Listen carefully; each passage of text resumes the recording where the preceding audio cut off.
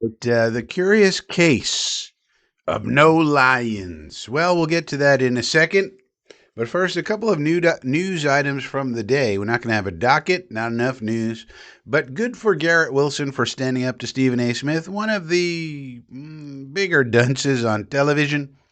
And if I were you, if I were a Jet fan, I would not watch anything that Stephen A. Smith is on. He basically took a giant shit on the entire Jets organization. You may say, well, we deserve it. Well, maybe so, but that doesn't mean you have to watch a shithead like Stephen A. Smith. Garrett Wilson stood up for the Jets and pushed back against Stephen A. Smith. And good for Garrett Wilson for doing that. We should all support Garrett and not support Stephen A. Smith. Secondly, a coach in our division got fired, and it was Mike McDaniel, and that's good news. Even if Miami hires John Harbaugh. Wait a minute, Frankie. The mainstream media is telling me something different. Yeah, because Frankie knows better. So they're trying to scare the shit out of you with, oh no, John Harbaugh could be in this division, just like Mike Vrabel. Ooh, scary, scary, scaries. Well, the reason Mike Vrabel is having so much immediate success is mostly because of Drake May and Josh McDaniels. It's not because he went in there and set the culture. Remember, they have two players who are basically on the verge of being arrested for domestic violence. That's the culture he set up there. No one says anything about that. Why? Because they're winning. Why are they winning? Because Drake May is an elite quarterback and Josh McDaniels is a very good offensive coordinator. The two most important people on any football team are the offensive coordinator and the quarterback.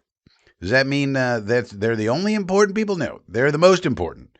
So John Harbaugh, for example, had his whole life, he had basically two quarterbacks. Joe Flacco, high level, especially at his peak, and then Lamar Jackson, an elite quarterback. And for almost all of that time, he had an elite defense. Remember, came in with Ed Reed and Terrell Suggs and Ray Lewis, some of the greatest players to ever play in the game, elite defenses, and Joe Flacco. That's how he won his first championship. Then that's the one he won. He didn't win another one. But then his defenses were really good even after that, except for the last few years. And after Flacco, they had Lamar. They lucked into Lamar Jackson, one of the most, two-time MVP and elite quarterback who covered up a lot of, mistakes and errors.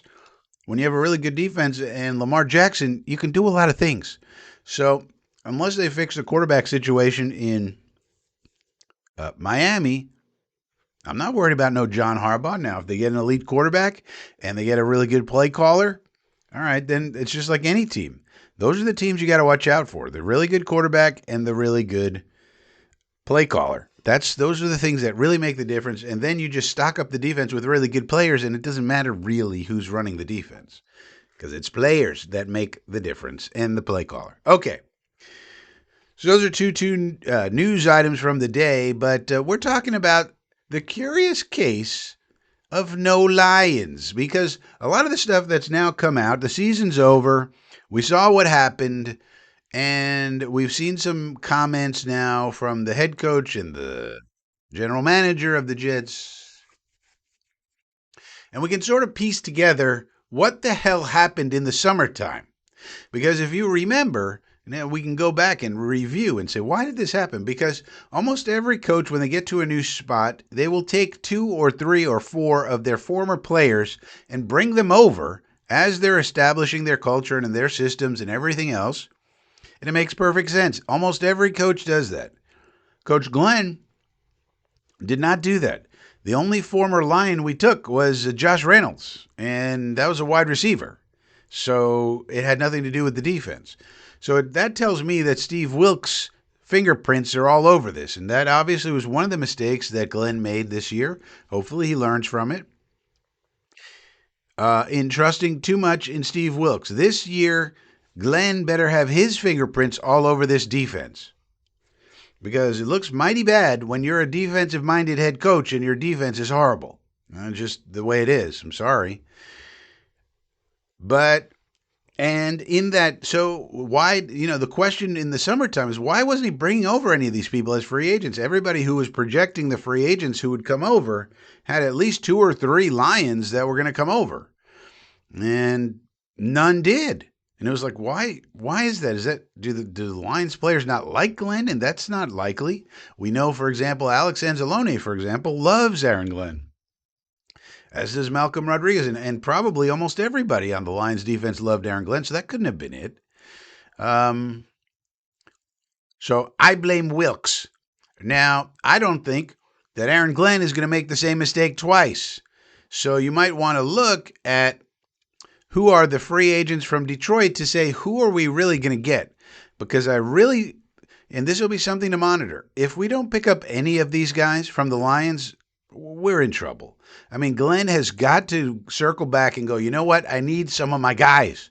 I mean, it's totally commonplace for coaches all over the league to do this. And we said, well, this isn't happening. We could have offered better contracts in a lot of cases. I went over this during the summertime. We could have offered much better contract than what they got. So what the hell's going on? So it must have been a choice that he made, and it must have been like, well, we'll leave it to Wilkes. Wilkes is pounding the table for Cow Art and Derek Nottie and Jay Tufele. All right, well, we'll go with that.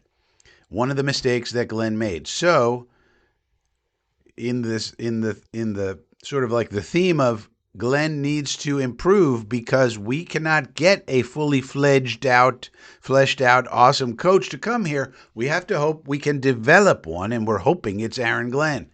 That means he needs to improve dramatically in year 2.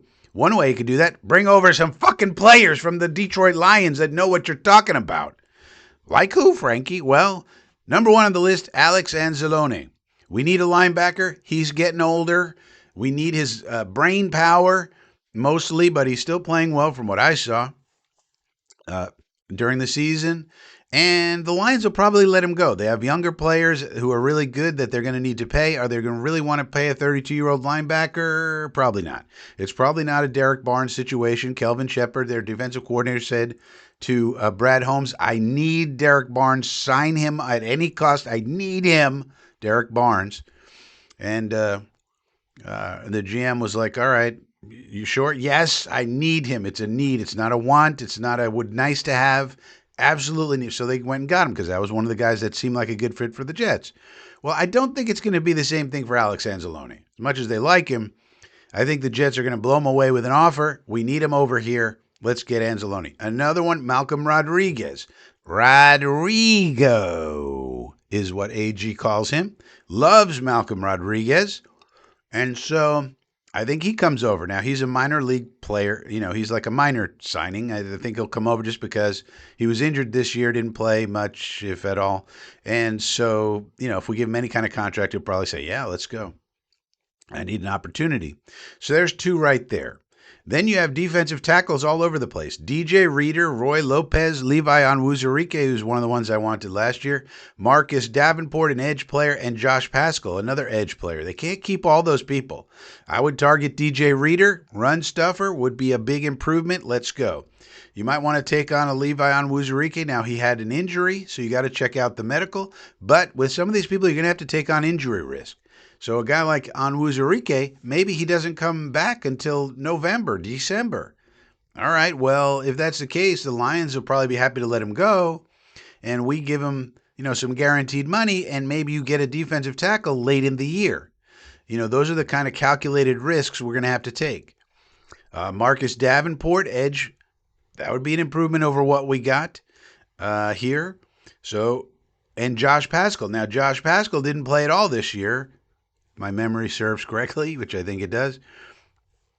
And so you got to check the medical, but if he's able to play next year, again, you're going to have to take some injury risk to take on some of these guys. Give them some guaranteed money so they'll come here. You got to give people a reason to come to our shit show, which is what it is.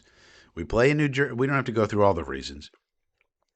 So there's going to be, so one of the ways you get people is you take a little injury risk. All right? Sign them, and you know, you don't have to go crazy with the contract, but still, you be reasonable, but still target some people where there's some injury risk, and, you know, you can mitigate the risk. If you give them some guaranteed money, a lot of these players be like, oh, okay, that's cool. I was going to get all, you know, an all incentive-based contract otherwise, so this is better. Even cornerbacks like Amik Robertson, Rock Ya-Sin, getting up there in age, Avante Maddox, Daniel Thomas, Jalen Mills. We already had on our team. I mean, for God's sake, we should have signed Jalen Mills when he was available. It would have been an upgrade over what we got. But those are some people. Linebacker Grant Stewart, linebacker Ezekiel Turner. I don't know much about them. Alkin Muhammad is another edge player. So they have a lot of free agents about to hit the market. Khalif Raymond is a wide receiver we might target.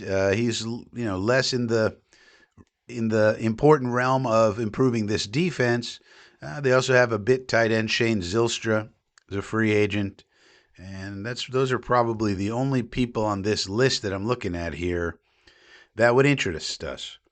But certainly Anzalone, Davenport, Reeder, those are big names, and I would look also for Malcolm Rodriguez and Josh Pascal. Those are people who didn't play much, if at all, and you could probably get them at a discount because of that.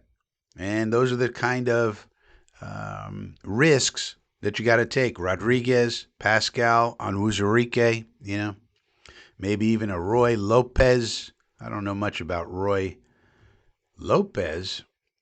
Reeder's a nice run stuffer, though.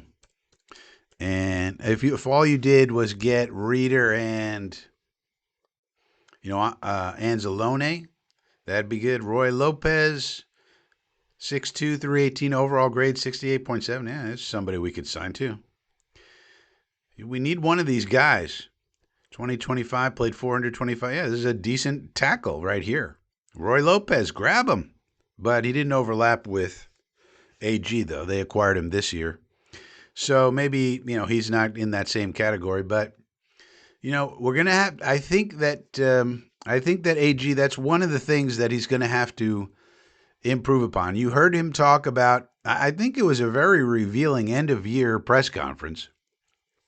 Both AG and Muji felt very comfortable in what they were saying, and they said the great reason why they're optimistic about next season is the year of experience they got and all the learning they did, which I'm sure does not fall too kindly upon the fans' ears when you hear, oh, we learned a lot. Oh, we have experience now. It's like, okay. But on the other hand, we're the Jets. And so you can't expect to get, there's a reason why we hire first-timers all the time. You realize. It's because we can't get the other people. That's why. So but they felt comfortable enough to say that in a press conference out loud into microphones. So, that probably tells you that what I've been saying, which is Woody probably has them on they get at least 2 more years. I don't think Woody would speak in those terms. Maybe he would, but I don't think, they feel like they're going to get fired next year. Of course, they do feel pressure. Probably needs to be improvement and then contention. But they felt very comfortable saying, well, we learned a lot and we got a lot of experience and now we're ready to go. Hey. Which, and on the one hand, it's refreshingly honest. At least they're being honest about it. I think when they came in, there was too much bluster, especially from AG. We're built for this shit and buckle up for the ride with your seatbelts and everything else. It was a little too blustery. And I understand you're trying to sell tickets. You're trying to sell the fans on, hey, don't let go of the rope and all these things he said.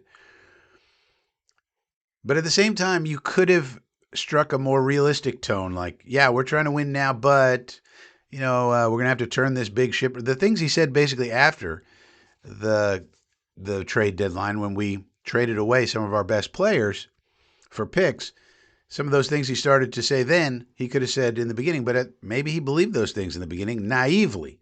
Maybe he thought there was enough talent where we could compete if Justin Fields, his hand-picked quarterback, worked out, which didn't work out because it never works out for us. But let's hope we get some luck in that regard, and we could be back in business pretty quickly. That's how important the quarterback is. So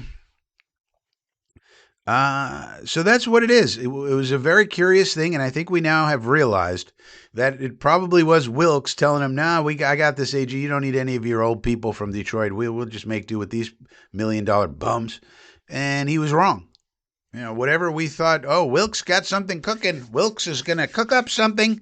Schematic fluidity. We didn't have any schematic fluidity. We had schematic stupidity. That's what we had. God damn it. Fucking people. Uh, Sorry. So anyway, if you have any comments about this or anything else, save them up for Coffee with Frankie. We do Coffee with Frankie live on Sunday. That's the audience participation show. It makes no sense to put any comments down below. There doesn't need to be any comments down below. What there needs to be is comments on Sunday. Save up your comments for the live show. We'll answer them live on Sunday. Coffee with Frankie. And in the meantime, why not subscribe to the channel if you're not? Keeps the show free. And give the video a thumbs up. That really helps. And consider joining the inner circle. We got different levels. You got the inner circle, the inner square, the inner triangle, the inner everything, whatever your budget allows. Minimum's $2 a month. You probably have $2 right now in your couch cushion situation. In change lying around. You got it. So why not throw some money at old Frankie if you like this content? All right, I will see you next time.